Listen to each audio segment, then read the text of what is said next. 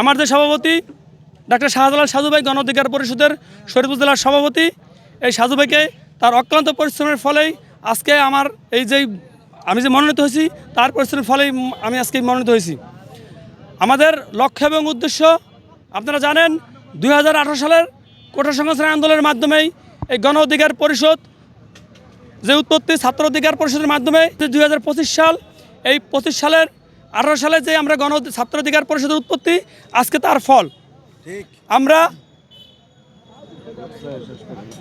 আমরা শরীয়তপুর জেলার পালং জাজিরার 1 আসনে যে ভোটার, সবার কাছে আমি দোয়া প্রার্থী, আমার জন্য সবাই দোয়া করবেন এবং আমাকে সবাই ট্রাক মার্কে ভোট দিবেন। আমি গণ অধিকার পরিষদে মনোনীত করার ফলে আমি পালং জাজিরা ব্যাপক পরিমাণ সাড়া পাচ্ছি। আপনারা দেখছেন ইতিমধ্যেই কি পরিমাণ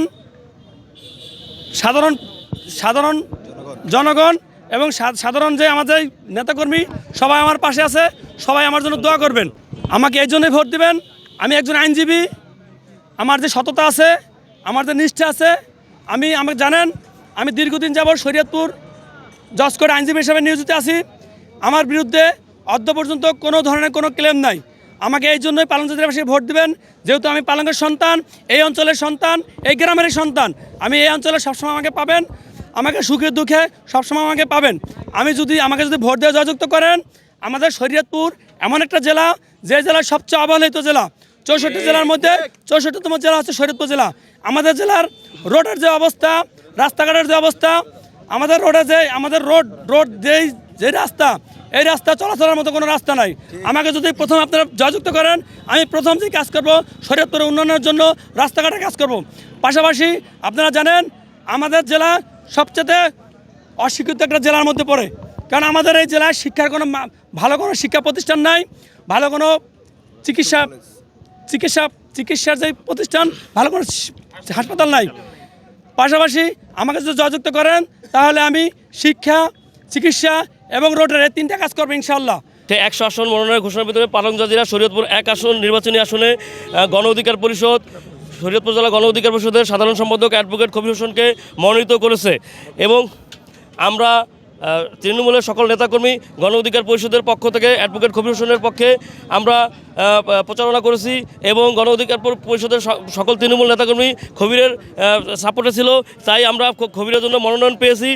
আজকে আমাদের কবিরকে মনোনীত করার জন্য আমি গণ অধিকার পরিষদের সম্মানিত সভাপতি নুরুল হক নূর, সাধারণ সম্পাদক রাশেদ খান ভাইকে অসংখ্য ধন্যবাদ জানাচ্ছি এবং শরীয়তপুরবাসীর পক্ষ থেকে তাদেরকে অভিনন্দন জানাচ্ছি। তারা এই শরীয়তপুরবাসীকে সেবা করার জন্য আসন্ন জাতীয় সংসদ নির্বাচনে গণ অধিকার পরিষদের পক্ষে মনোনীত হয়ে সংসদে যেন যেতে পারে সেই সুযোগ করে দেওয়ার জন্য কেন্দ্রীয় নেতৃবৃন্দকে আমি শুভেচ্ছা এবং অভিনন্দন জানাচ্ছি। কি বিপিনুরুল হক নূর এবং কি গণ অধিকার পরিষদ যে আস্থার প্রতিদান দিয়েছে, আমরা শরীয়তপুরবাসী পালং জাজিরার যেই মেহনতি মানুষ আছে এবং কি আপনারা জানেন দীর্ঘ সময় যখন ফ্যাসিস্ট শেখ হাসিনার সময় যখন এ দেশের মানুষ ভোটের অধিকার থেকে বঞ্চিত ছিল, ভোটের আশা থেকে মানুষ বিরত ছিল, মানুষ যে ভোট দিতে পারবে সে আশা এক সময় ভুলে গিয়েছিল। কিন্তু বাংলাদেশ গণ অধিকার পরিষদের আপনারা জানেন ডাকসুর বিপি নুরুল হক নূর এই বাংলাদেশের তরুণ সমাজের মাঝে একটি জাগরণ সৃষ্টি করে রেখেছে এবং কি রাজনীতিটা যে এই বাংলাদেশে করার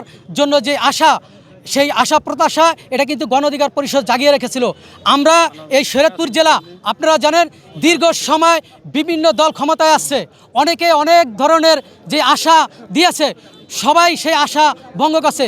জেলার শরীয়তপুর পালং জাজিরার মানুষ এক হিসাবে অসহায়, যারাই ক্ষমতায় আসে বিভিন্ন কথা বলে, বিভিন্ন যেই সাহায্য সহযোগিতা করব সকল কিছুই তারা বিরত থাকে, তারা নিজের পকেট ভারী করার জন্য, দেশ বিদেশ ভারী করার জন্য তারা রাজনীতি করে। তা আমরা তারুণ্যের নির্ভর যে দলটি আছে, এই দলে চাঁদাবাজি নাই, ধান্দাবাজি নাই।